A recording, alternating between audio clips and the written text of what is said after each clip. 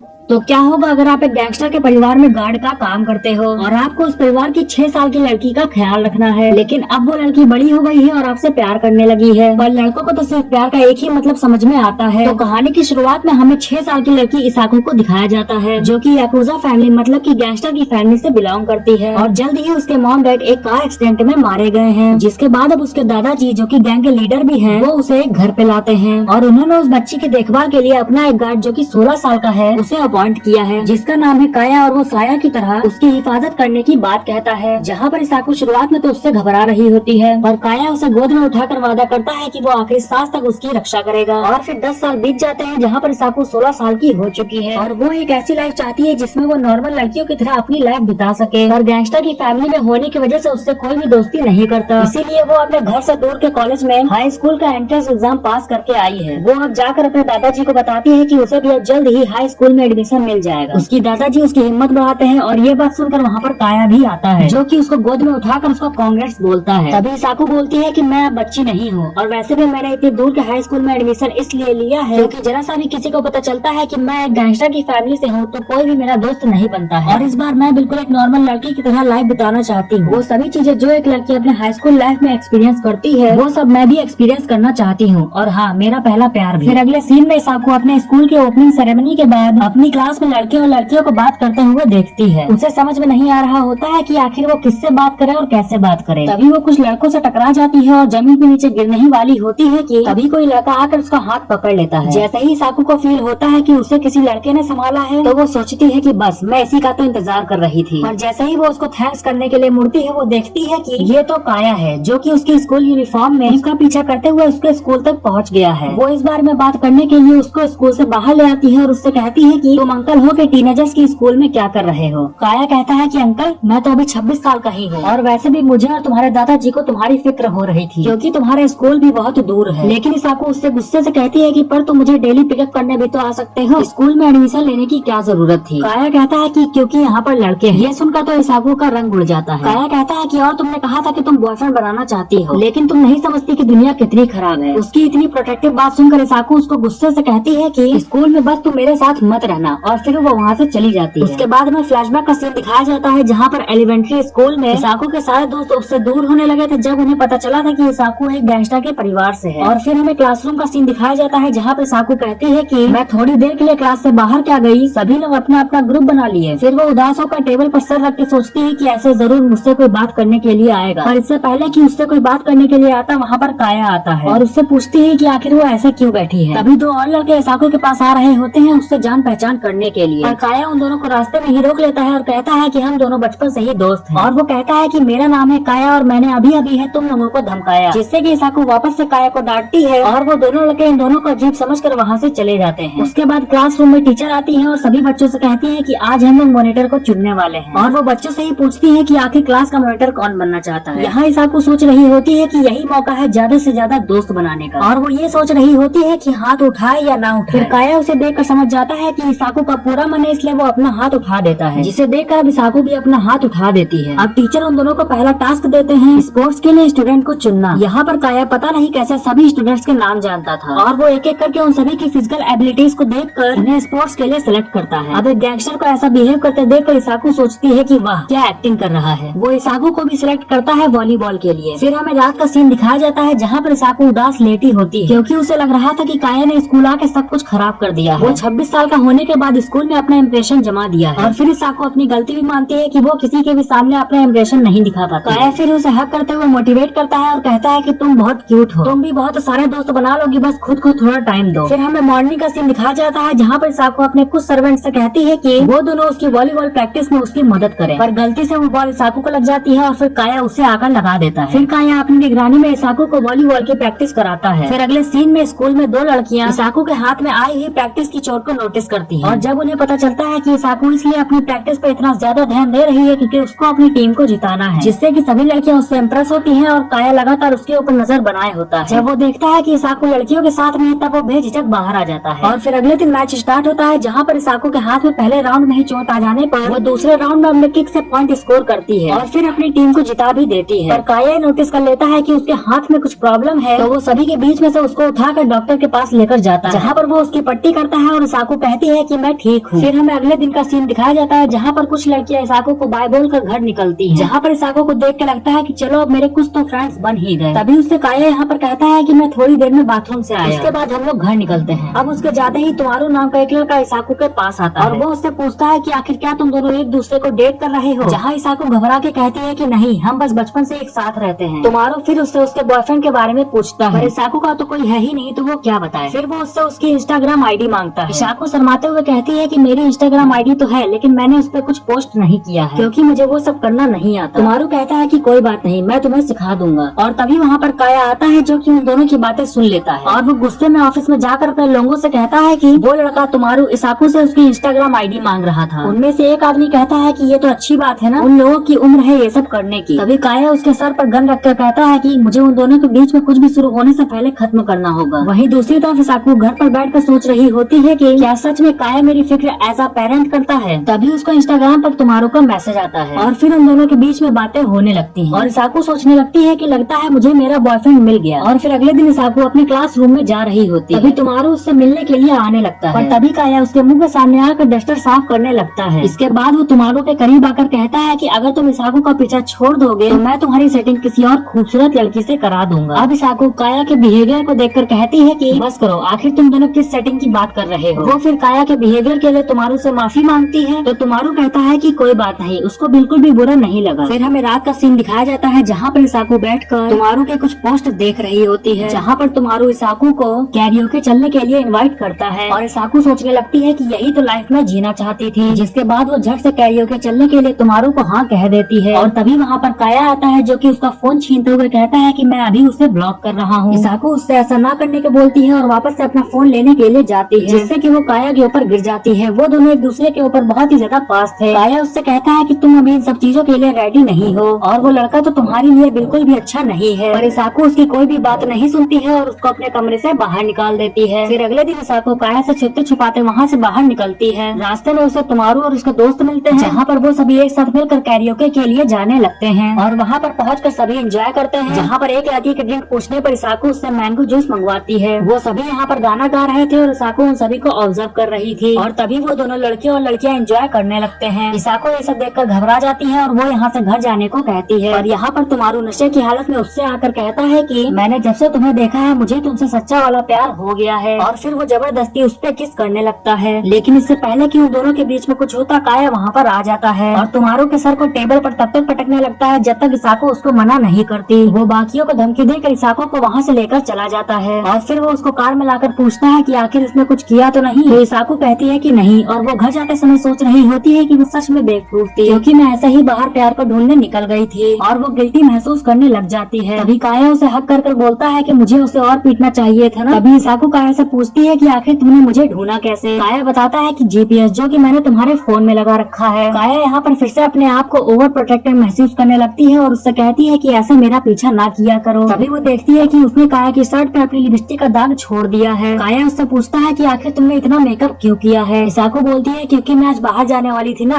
क्यों मैं अच्छी नहीं लग रही। जहाँ पर काया उसे देखे जा रहा होता है और इसाको उससे कहती है कि मुझे घूरना बंद करो और अब क्योंकि वो बहुत थक गई होती है इसलिए वो कार में ही सो जाती है। इधर काया सोच रहा होता है कि मुझे समझ में नहीं आ रहा है कि मैं क्या करूँ। और फिर अगले सीन में इसाको काया को उसका टेस्ट पेपर दिखाकर कहती है कि आखिर तुम अपनी पढ़ाई को लेकर सीरियस क्यों नहीं हो, तुम्हें 0 मिला है। पर काया कहता है कि हाँ पर मुझे मार्क्स लाने की जरूरत ही क्या है। जिस पर इसाको उससे और गुस्सा होते हुए कहती है कि क्योंकि तुम यहाँ पर एक स्टूडेंट हो और स्टूडेंट का काम होता है अच्छे मार्क्स से पास होना। फिर इसके बाद वो काया को रीटेस्ट देने के लिए लाइब्रेरी में आकर पढ़ाने लगती है। तभी वहाँ पर 2 लड़कियां आकर उनको ज्वाइन करने की रिक्वेस्ट करती हैं। इसाको सोचती है कि ये भी फीलिंग अच्छी है, क्लासमेट्स के साथ में बैठकर पढ़ना। काश काया भी मेरा क्लासमेट होता तो चीजें बहुत आसान हो जाती। तभी वो नोटिस करती है कि वो दोनों लड़कियां काया से कुछ अलग ही टॉपिक पर बात करने लगती हैं। बातें करते करते वो काया से पूछती है कि क्या वो इसाको को डेट कर रहा है। तो काया कहता है कि नहीं। इधर इसाको सोचने लगती है कि उसने तो मेरी मर्जी के बगैर ही मुझे रिजेक्ट कर दिया। इसके बाद हम देखते हैं कि काया एक जगह से निकलता है जहाँ पर उसको एक लेडी रुकने के लिए कहती है। काया उसे किस करते हुए कहता है कि कल उसे स्कूल जाना है।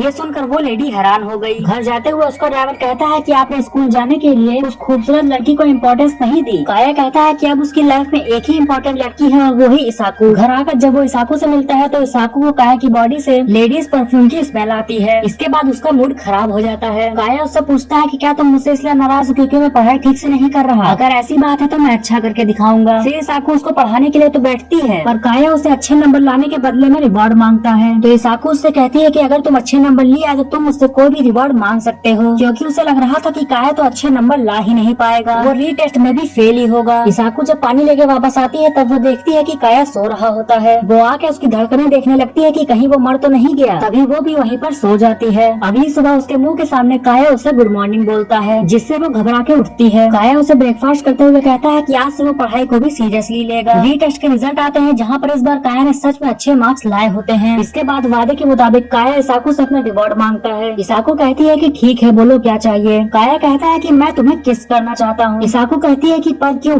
काया इससे पहले कुछ कहता। इसाकू नर्वस होकर उसे मना कर देती है। काया फिर डिसाइड करता है कि वो दूसरी रिवॉर्ड डिमांड करेगा और इसमें वो इसाकू को अपने साथ जू घूमने के लिए कहता है। अब वो तो जू पहुँचते हैं और काया कहता है कि तुम्हें जानवर बहुत पसंद है ना? 8 साल बीत गए जब मैं तुम्हें यहाँ पर लाया था और अब देखो तुम तो बाघ से भी नहीं डरती हो। इसाकू कहती है कि हाँ, क्योंकि अब मैं बड़ी हो गई हूँ। इसके बाद वो इसाकू को क्योला दिखाने के लिए लेकर आता है, जहाँ पर काफी भीड़ होती है। इस वजह से वो इसाकू को गोद में उठा लेता है। इसके बाद वो दोनों एक जगह पर बैठकर खाना खाते हैं, जो कि काया बनाया था। यहीं पर वो उसके एक खरगोश के साथ में फोटो लेती है, जिसे काया इसाकू की तरह ही प्यारा बता रहा होता है। तभी इसाकू सोचने लगती है कि काया ने उसको किस वाली बात इसलिए बोली होगी क्योंकि वो उसको बचपन से ही एज अ पेरेंट की तरह भी तो केयर करते आया है। अब यहाँ पर पहली बार इतनी बड़ी हील साइडर पहनने की वजह से इसाकू के पैर में सूजन आ जाती है। काया उसके पैरों को देखते हुए कहता है कि आज तुम बहुत सुंदर लग रही हो। यहाँ इसाकू सोच रही होती है कि उसने आज हर एक छोटी सी छोटी चीज इसलिए देखकर पहनी है ताकि काया उसे एक बार कॉम्प्लीमेंट दे सके। तभी वो उसे उठा कर ले जाने के लिए पूछता है, लेकिन इसाकू उसको मना कर देती है। तो वो उसके हाथ पकड़कर संभालते हुए ले जाने लगता है। रास्ते में वो उसको किस वाले रिवॉर्ड के लिए सॉरी बोलता है, क्योंकि उसके लिए किसी लड़की को किस करना आम बात है। ये सुनकर इसाकू फिर से उससे नाराज होकर अपना हाथ छुड़ा लेती है, लेकिन काया यहाँ पर कहता है कि पर मेरे लिए तो ये पहली बार था जब मैंने किसी लड़की को किस करने के लिए कहा है। अब इसाकू यहाँ पर सोचने लगती है कि ये गलत है, क्योंकि अगर मैंने ये सब किया तो मेरे यहाँ से पीछे मुड़ने के रास्ते बंद हो जाएंगे। दूसरे ही पल वो ये सोचती है कि पीछे मुड़ना ही क्यों है। वो फिर उसको किस करने के लिए मंजूरी दे देती है, लेकिन फिर दूसरे ही पल वो उसको मना कर देती है और वहाँ से शर्माकर भाग जाती है। अब भागते हुए उसकी हाइट नीचे गिर जाती है, जिसको कि जैसे ही काया उठाता है उसके पीछे से एक आदमी आकर उसके सर पर एक गन रख देता है, जिसके बाद हम गोली चलने की आवाज सुनते हैं। तभी इसाकू भी आवाज सुनती है और वो चलकर पीछे वापस आती है, जहाँ काया के सामने वो आदमी गिरा हुआ था। उसके भी हाथ से गोली छूकर निकल गई थी। उसके बाद हॉस्पिटल के सामने इसाकू काया का निकलने का वेट कर रही होती है, ये सोचते हुए कि वो काया के इस डार्क साइड को तो भूल ही गई थी। बाहर आकर काया दर्द होने का नाटक करता है, तो इसाकू उसे टपली मारती है उसे ऐसा करने के लिए। फिर वो उससे कहते हैं कि हम इस बारे में कोई भी बात नहीं करेंगे जो कि कल हुआ, और सोचती है कि क्या काया मेरे लिए एक ऑप्शन हो सकता है। फिर सीन चेंज होता है और उस दिन के बाद से उन दोनों के बीच में वैसी कोई भी बातें नहीं हुई। इधर क्लास में सभी लोग वेकेशन के लिए ग्रुप बना रहे होते हैं और कुछ लड़कियां काया और इसाकू को अपने ग्रुप में रखते हैं, जिससे कि इसाकू बहुत खुश होती है। फिर सभी पिकनिक के लिए बस से निकलते हैं, जहाँ पर कुछ लड़के मछलियाँ पकड़ते हैं और काया उसे बनाने की तैयारी कर रहा होता है। इधर इसाकू प्याज काट रही होती है, जिससे कि उसकी आंखों में आंसू आता है। तो एक लड़का उसके आंसुओं को अपने शर्ट में पोंछ रहा होता है। तभी उनके सामने से एक चाकू आकर लकड़ी के खंबे में लगता है, जो कि काया ने फेंकी थी, जिससे कि वो लड़का डर कर वहाँ से भाग जाता है। इसाकू उससे पूछती है कि आखिर ये क्या था, अगर उसको लग जाती तो, लेकिन काया उसका कोई भी जवाब नहीं देता। फिर हमें रात का सीन दिखाया जाता है, जहाँ पर वो दोनों लड़कियां इसाकू से कह रही होती हैं कि तुम्हारा बॉयफ्रेंड तो सच में ही काफी कमाल का है। इसाकू कहती है कि वो मेरा बॉयफ्रेंड नहीं है, तो उसकी दोस्त कहती है कि माफ करना, लेकिन तुम दोनों एक साथ रहते हो तो हमें ऐसा ही लगा। वैसे अगर वो तुम्हारा बॉयफ्रेंड नहीं है तो क्या मैं ट्राई कर सकती हूँ? इस पर इसाकू कहती है कि फिर तो तुम्हारी खैर नहीं। उसमें से एक लड़की बताती है कि उसे तो पहले से ही कई लड़कियों ने प्रपोज किया है और उसने सभी को मना कर दिया। ये सुनकर इसाकू सोचती है कि क्या उसे प्रपोजल भी आए हैं। तभी एक लड़की को याद आता है कि उसने अपना फोन चेंजिंग रूम में ही छोड़ दिया है। सभी छिपते छिपाते हुए जाते हैं, क्योंकि ये टाइम अब बॉयज के नहाने का होता है, और अंदर पहुंचकर वो देखते हैं कि शायद सभी नहाकर चले गए हैं। तभी यहाँ पर इसाकू काया से टकरा जाती है, जिसको देखकर इसाकू पूछती है कि आखिर तुम यहाँ क्या कर रहे हो? जिस पर काया कहता है कि मैं नहा रहा हूँ, क्योंकि मैं इन टैटूज को दिखाते हुए अपनी क्लासमेट्स के सामने तो नहीं नहा सकता हूँ। तभी वहाँ पर इसाकू की फ्रेंड्स आती है और कहती है कि चलो हमारा फोन मिल चुका है। इसाकू यहाँ पर उन दोनों से कहती है कि चलो मैं आ रही हूँ। इसके बाद इसाकू काया से कहती है कि जल्दी से अपने कपड़े बदल लो, मैं यहाँ पर रखवाली करती हूँ। तभी वहाँ पर टीचर्स के नहाने का समय हो जाता है और उनके चले जाने तक वो दोनों एक ही बाथरूम में छुपे रहते हैं, और फिर उनके जाने के बाद सभी अपने अपने रूम में चले जाते हैं। फिर अगली सुबह में सभी टीचर स्टूडेंट्स को वर्कआउट करा रहे होते हैं, तो एक लेडी टीचर आकर काया की बॉडी को देखकर कहती है कि वाह क्या कमाल की बॉडी है। काया कहता है कि और आपकी भी। टीचर कहती है कि पर तुमने कब देखा? काया उनको जवाब देता है कि मैंने इमेजिन किया। क्या मैं ये देख सकता हूँ कि मैंने सही इमेजिन किया है या नहीं? तभी वहाँ पर इसाकू आती है और उससे कहती है कि आखिर ये क्या कर रहे हो, तुम तो खुलेआम टीचर्स के साथ में फ्लर्ट कर रहे हो। इसके बाद सभी लोग बीच के किनारे मस्ती कर रहे होते हैं और इधर इशाकू को एक मिस्टीरियस मैन दिखता है जो कि काया के आसपास घूम रहा होता है। फिर वो उसका पीछा करती है और काया को उसके आसपास आता देख इशाकू उसके ऊपर एक तरबूज खींचकर मारती है और फिर इसी के साथ ये पार्ट यहीं पे खत्म हो जाता है।